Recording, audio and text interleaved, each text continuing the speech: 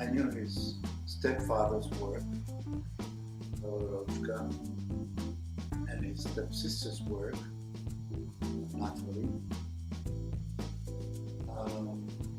Then eventually I got to know his sculptures and graphics, which I really liked. And when I saw that particular sculpture, that I knew that it was something that I wanted to get.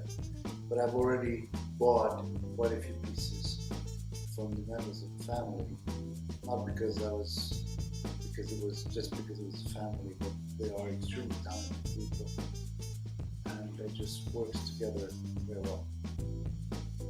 I liked it. I bought it.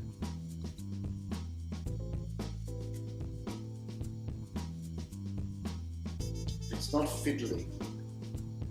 These pieces are, even a small piece such as the one sitting over there, which is a small piece, but it has a charge.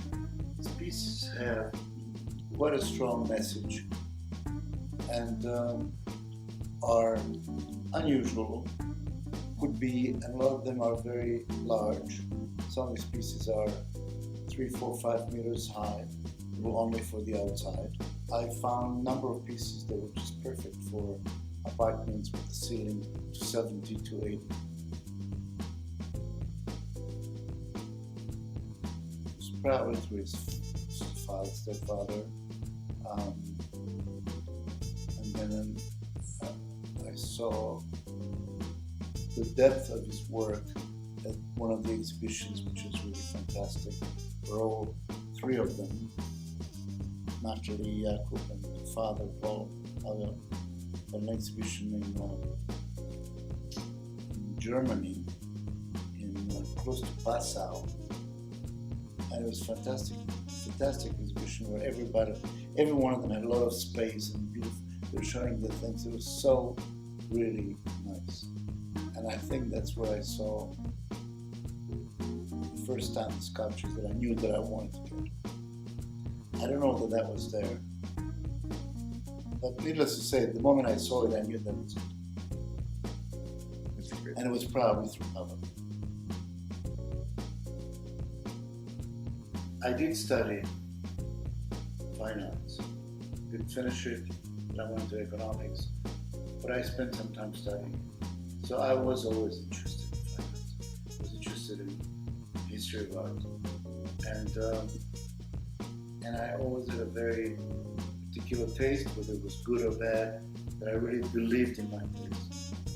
When I liked something, I knew, and I wanted to have it, I knew if I could afford it, I would want to buy it. So, and then I was looking at what collectors around me had collected and why. Very often I didn't like the philosophy, which was very much financially oriented. At that price, it's a good value. I have to love it. I can, I bought things that, like some of that Haitian stuff that has not necessarily gone that much more in value since I bought it 30 years ago. Perhaps a little bit, not commensurate with the value years ago. But sometimes you just say, this is it. And then when you go through people's studios, like for example Pavel Rochka, and talk to him, and I've been doing it for years and years, very detailed way, see why this, why that, and agree, disagree, and then see other things. I go to a lot of exhibitions. Exhibitions help because you see what other people do, whether you like it or not. So the influences were my father liked to, as a kid, he used to take me, when I was a kid, he used to take me to every Sunday morning to galleries for an exhibition. So I grew up in exposed to and surrounded by.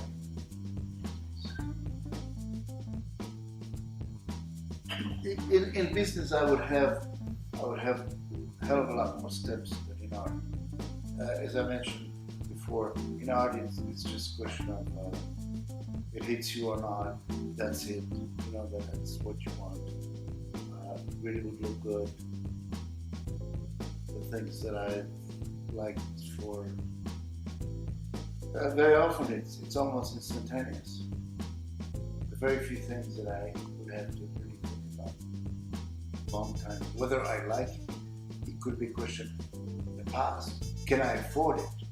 But it was not. If I knew that's what I wanted, it was. And I collected the same way. My other art, Haitian or other naive or primitive, instead it just struck me.